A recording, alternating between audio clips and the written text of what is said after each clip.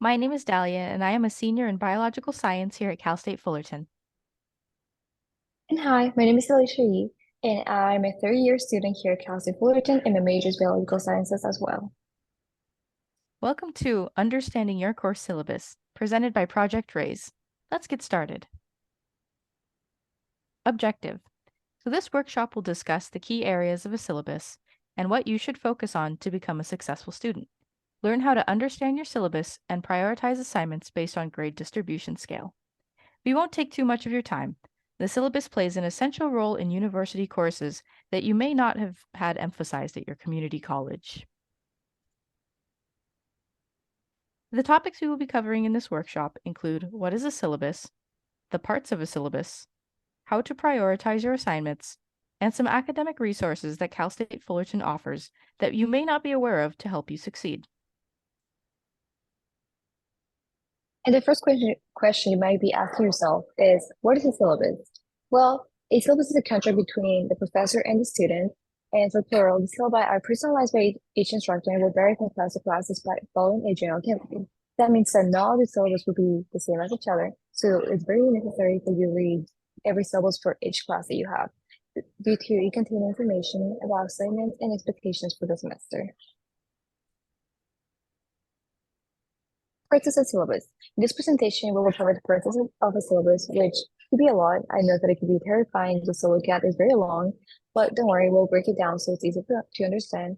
In the parts of the syllabus, as you can see here, is course information, content information, materials needed, learning objectives, project or paper expectations, grading weight and percentages, academic honesty policy, resources, and I think this is the most important part from my point of view, class schedule. Okay, the first things first, how do I contact my professor? I know that professors can be very intimidating and you only see them in front of a podium and teaching to everyone. So if you want to get more one-on-one time with them, you can find the contact information like the phone number, email address, office hours, and location on the syllabus.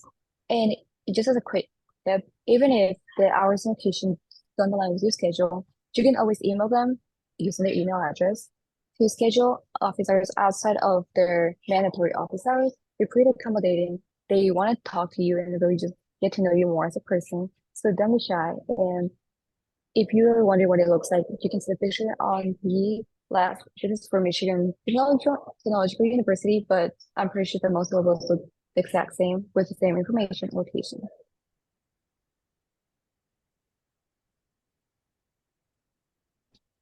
One of the first questions students will ask when starting a new class is, what materials do I need?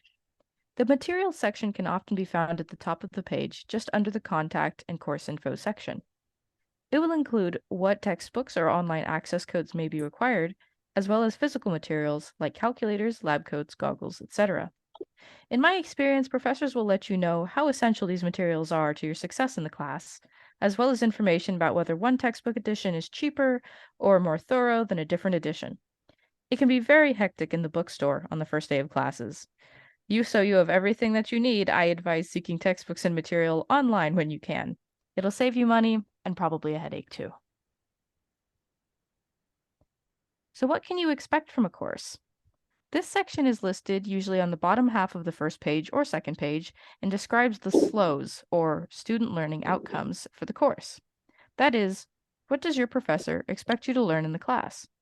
This can be especially helpful in upper division courses where the information is more specific and specialized. In the sample provided, a chemistry class may ask you to focus on acid-base reactions instead of alcohol synthesis, as it may be outside of the scope of your class material. This section will also often contain information about projects and papers due throughout the semester. From my experience, professors do not always elaborate on the specific requirements for projects like formatting or page length. I always recommend checking the syllabus for that information before reaching out to your professors, as they are usually swamped with emails already. Academic honesty. Cal State Fullerton takes academic honesty very seriously. This policy is included as a reminder to students of what is expected of them. I think this section speaks for itself. At this point, professors will not cover this section in class time, and it is included more as a formality. I can bet you haven't made it this far, copying off of your friend's notes, even if your friend's name is ChatGPT. Some professors will include resources, DSS, the NSM or ECS Success Centers, and the Veteran Resource Centers. I know that was a lot of acronyms, but we'll be covering those in greater detail in a later part of the presentation. That was you today. No, that's my favorite part, actually. And for my opinion, I think this is the most important part that you do want to keep a copy of at all in all times. You may have a printed copy of the section, which is the schedule, or the calendar, or you can just have it. Sometimes I have it as my background in my iPad on my phone because I really want to not miss anything.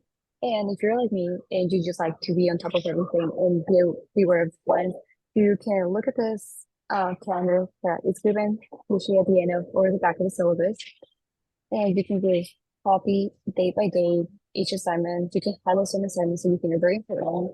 And I do highly recommend looking at it throughout the semester, not just writing it down and forgetting about it, because some assignments can change, including some exams, quizzes, homework, reading assignments, etc. Some assignments might be group instead of individual work, so you do want to highlight or take notes of that too.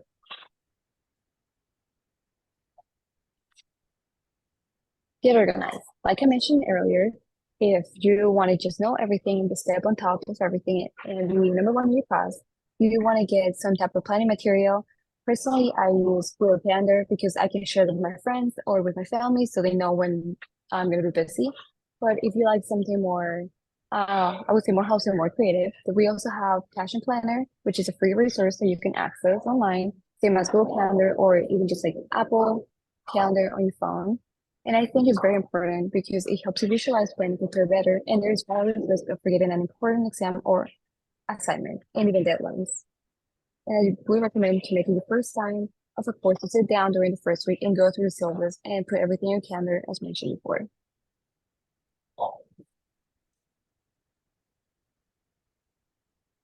Another important part to cover is take note of the percentages. I know numbers can be scary, and you might think like, oh, if I ace the final, I'll be fine. Well, this is not always the case. As you can see here, midterm, final, group projects, and participation are different percentages. And even if you think that you don't really need to participate or you don't have to be in class, that is still 10% of your grade. So that means that even if you get 100% in every single everything, the highest grade that you can get is 90%. That could be an A or an A minus according to every professor, because like we mentioned at the beginning, each syllabus in each class is different. So don't assume that because an 88 is going to be become 88 it's an A minus in one class, that will be an A minus in another one, that could be a B plus, or it could be just a B. Another tips that we have is Canvas is not always reliable, as it does not take weight of assignments into account, nor does it count curves. So if you have any more questions about the grade breakdown, or if it's not fully understanding for you, feel free to reach out to your professor using the contact information that we mentioned earlier in the syllabus.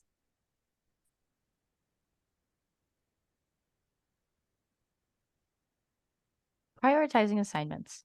It is important to be able to calculate how individual exams and assignments will impact your overall grade. But why?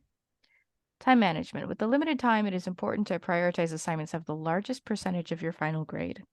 We understand how busy students are. Some have jobs, clubs, responsibilities at home, all on top of trying to be a full-time STEM student. It can feel like Tetris when all the blocks start moving too fast and you can't catch them all. Always do your best, but realize when you can rush or even omit an assignment for the sake of doing well on one that weighs heavily on your grade.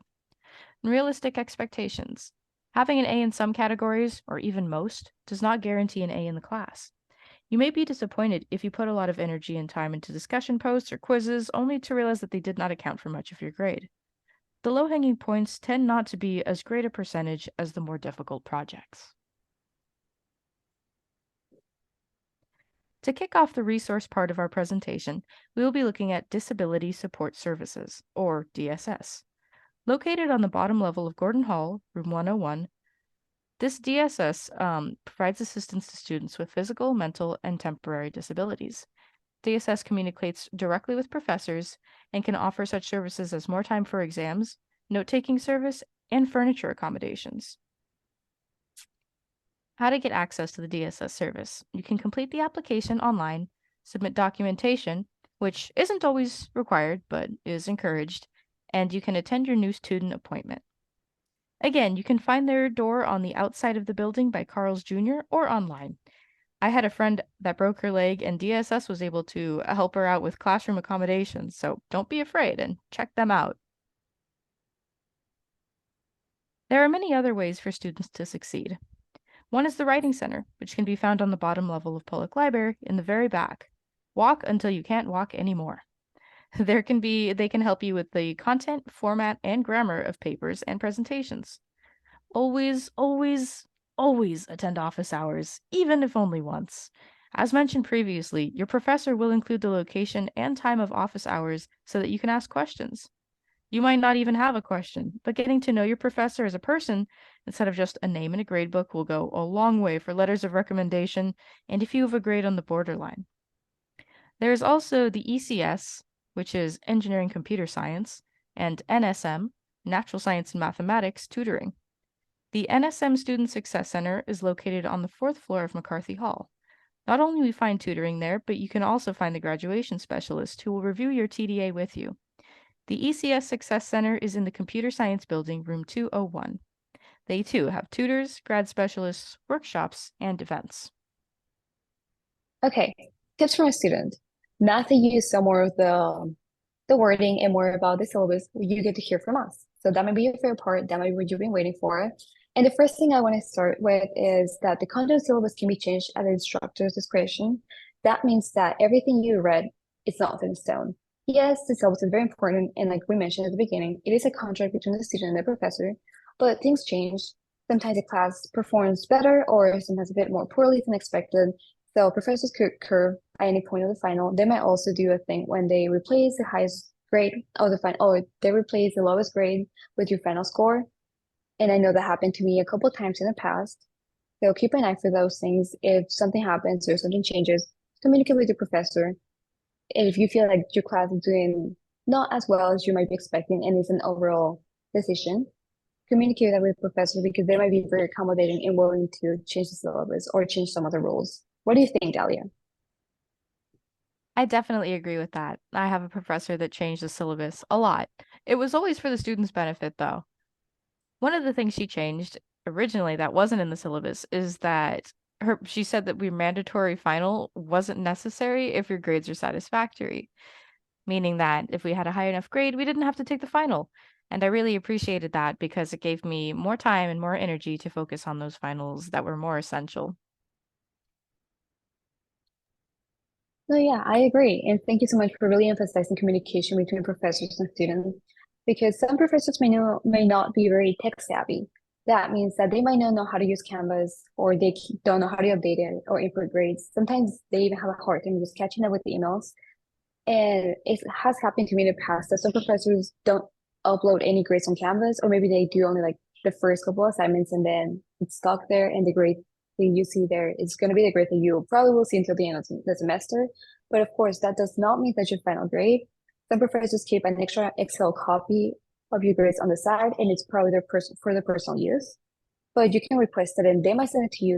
They might send the whole thing to you, or they might actually just send your grade at that specific point, and you will just need to email them throughout the course of the semester to see where you're standing. And some professors might make that Excel sheet available for you at the beginning of the class. So again, it's just communication that it has to be between the student and the professor. Yeah, I had a professor that was not very tech savvy, and he didn't even release the grades until a couple of weeks before the end of the semester. So I agree with that wholeheartedly. Another thing you'll want to keep an eye out is extra credit. Extra credit opportunities are sometimes written into the syllabus, and it's really helpful, so don't let those points go to waste. Exactly. I have definitely had that happen to me in the past. It's pretty common, like we are mentioning, a lot of the situations can be very common, especially in the innocent department. Just kidding, in the department. And one last thing that I would suggest is that the moment you select your classes and you are able to see who is going to teach that class, you can actually request the syllabus from that professor. Let's say that you're in between two physics classes and you are not familiar with any of the professors or any of your friends have taken them before. But what you can do is just look the professor up online. You can just type their name and see as you have. And I'm pretty sure the email will pop in any page or even on LinkedIn You can find them there. And just request to see their syllabus because the syllabus can give you a really well description of how hard they grade or what they expect from you. Like we cover early, we do get to read the student expectations.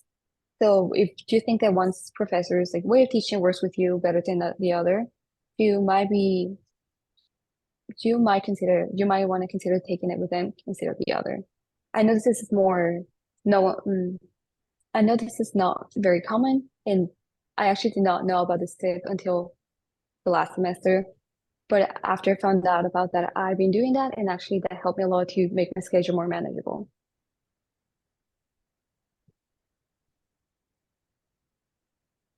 Okay, summary. So throughout this presentation, we covered what's the syllabus, parts of a syllabus, which was not as terrifying as we saw at the beginning. Many parts, but many of them are pretty self-explanatory.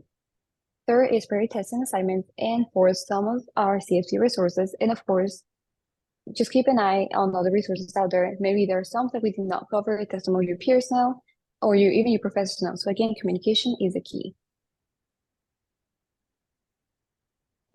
And don't forget that when in doubt, Just read the syllabus. Thank you so much for joining us in this presentation today. We really hope that it was able to help you out and want to welcome you to Cal State Fullerton and Project RAISE. thank you. Have a good day. Bye. Bye.